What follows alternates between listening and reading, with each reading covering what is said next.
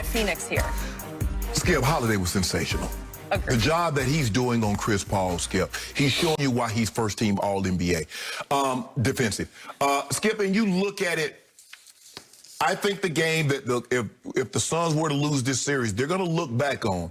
They're going to say game 4. Drew Holiday was 4 of 20. He was thinking up the joint. Devin Booker has 42, and we lost that game. But if you allow Holiday to come back and follow that up with 12 or 20, and you let Middleton shoot 50%, you let Giannis shoot 50%, Skip, you're not going to beat them. You can't let a team's big three go get 88 points, 20 rebounds, and 24 assists. And people are saying, well, the Suns shot 65% from three, and they shot 50% from the floor. But hell, they let Milwaukee shoot 58% from the floor and 50% from three. And when the game you thought was going to get away from them, Skip, you know they made this run in the second quarter? You know, Giannis was on the bench. And Holiday, half of his points came in the second quarter. And he matched them. I fought Monty Williams because I couldn't understand why he would rest Ayton and Booker at the same time. You lose your rim protection and your scoring. But Holiday, Skip, these last 2 games, he's been sensational on the defensive end. And he's sacrificed some of his offense. If you look at, they've given him the toughest assignment. He goes from having to guard Kyrie and James Harden. I understand James Harden was not the same James Harden he was before the hamstring. And then he goes and has to deal with Trae Young. And then it says, okay, now you got Book. Now we need you on CP3. So he's had tough assignments. And so maybe his offense has suffered a little bit. But he put together a complete game. And when if he plays like this, they're almost unbeatable. Because Giannis is going to be Giannis. And Chris Middleton, I've never seen a guy that swings so much like Chris Middleton. One game, he looks like a guy that belongs in the G League. And the next game, Skip, he looks like a guy that should be first-team All-NBA. Did you see the shots that he was making down the stretch? Mikal Bridges is all in his grill. He's pulling up from 24. No, but that's been going on fairly regularly. The last 2, Skip, yeah. and that's the thing, Skip. But we saw him go 6 of 23 and score 11 points. We've seen him score 14 points after coming off 30-point performances. And we like, what the hell is this? But for me, Skip, Drew Holiday was the difference in this ball game. And he made the difference. He made his presence felt. Skip, this might be one of the first series that we're going to go back and we're going to look at the 2 biggest plays of the game happened on the defensive end. It was the Giannis's block, and when he caught Devin Booker. But the problem happened is because Devin Booker, they resorted to going Devin Booker one-on-one. And Holiday said, you know what? He going to shoot this ball. When he turns his back and when he looks back around, I'm going to be there. Snatches it, throws the lob, Holiday. And you know what, Skip? I'm coming to the conclusion that Milwaukee's big three is just better. They played their best. If Milwaukee's big three played their best, the Sun big three plays their best, who you taking? I'm taking the Bucks. Okay. I didn't quite see the same game you saw on Saturday night. So let's reiterate what happened. Phoenix comes out like gangbusters, and they just blow them off the floor in the first quarter, and it's 37-21. It's plus 16 after a quarter. And Budenholzer does an interview between quarters, and he's saying, we just got to settle down. And I'm like, settle down? You're done, man. You're going to get wiped out tonight, and you better be thinking about Game 6 at home, seeing if you can hold serve and force a Game 7 back in Phoenix. And to your point, Giannis is out, and all of a sudden Milwaukee goes ballistic and goes on a 44-23 run in the second quarter. But this is what was even worse. This is at Phoenix. Yes. This is as crazed a crowd. I was texting with Lil Wayne after the game. He was courtside. He said he has never been in a more electric atmosphere with a louder crowd than he experienced on Saturday night in Phoenix. So that's going on. Right. And guess what the Bucks do? From the end of the first quarter until the 9:08 mark of the fourth quarter, they go on an 87-57 run. Think about that. They beat them by 30 points over that stretch. That'd be quarters 2, 3, and a little bit of quarter 4. Correct. A 30-point swing in the game? How do you explain that? Couldn't. I've never seen anything like it. You can't. And then, guess what, ladies and gentlemen? Here comes Phoenix back again. And guess why, ladies and gentlemen? It was Chris Paul being guarded by Drew Holiday, and Chris said, no, not in my house.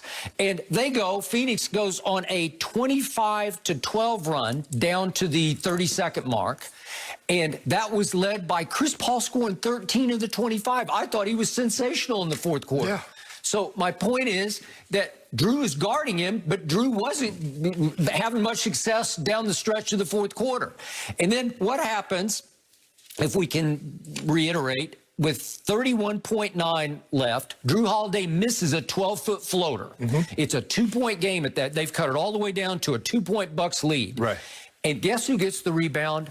Devin Booker.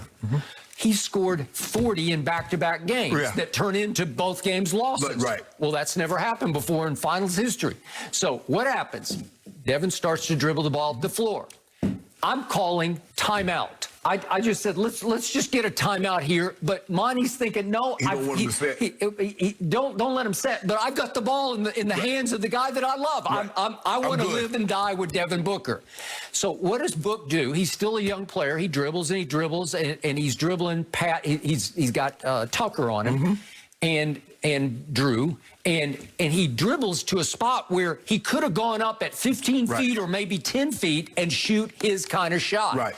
But he thought, well, I got this. Right. I'll just keep going deeper. I'll go deeper. I'll go deeper. And all of a sudden he gets to Giannis. Well, where's he going to go? Right. He can't go up through 6'11". I think he's going to turn around. He's going to turn around and shoot the fadeaway. Okay. But he totally forgot about Holiday. He'd already left him in the dust, but now he's coming back out of the dust, and he just takes the ball completely out of his hands and goes the other way.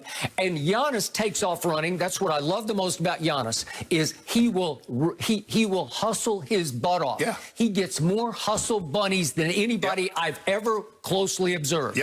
So he is flying up the court, and he gets the lob dunk, and Chris Paul, not too smartly, just shoves him because Chris just lost it for a second. Just thought, the game is over, basically. I'm going to shove him. And then what happens? Giannis ends up missing the free throw so badly. He bricks it so badly, it comes all the way back out to him to back tap to Middleton, who gets fouled. And Skip, here's the thing. Everybody in the building know he's going to miss it.